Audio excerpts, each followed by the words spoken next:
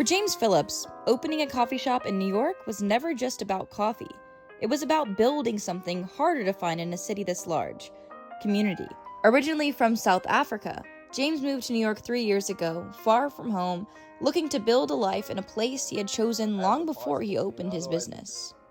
Impossible to come here. You don't meet a lot of South Africans here.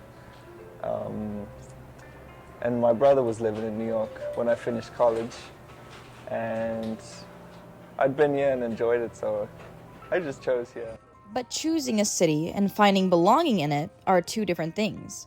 For his, that process came through people, through neighborhood relationships, and eventually through creating a space of his own. This block is really great. It's like a kid's book, because there's a barber shop, a liquor store, the gallery store, the two clothing stores, and we all know each other.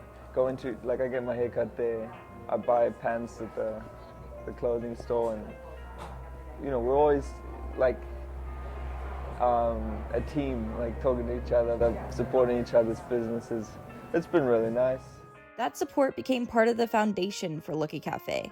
And while James says he didn't intentionally design the shop around his identity, traces of the places he's lived found their way in. I think you can see Ireland and like old European warmth,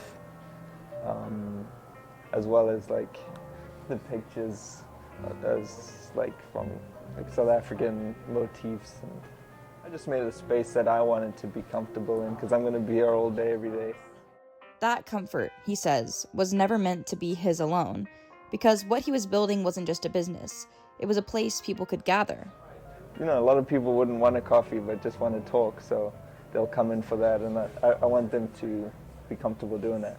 There have been setbacks: learning how to trust, learning how to run a business, learning how to build something while still building a life. It's hard to not be so trusted, you have to learn to be skeptical. Like, that's hard, because it hurts to not just trust people, but like that's something you have to realize, I guess.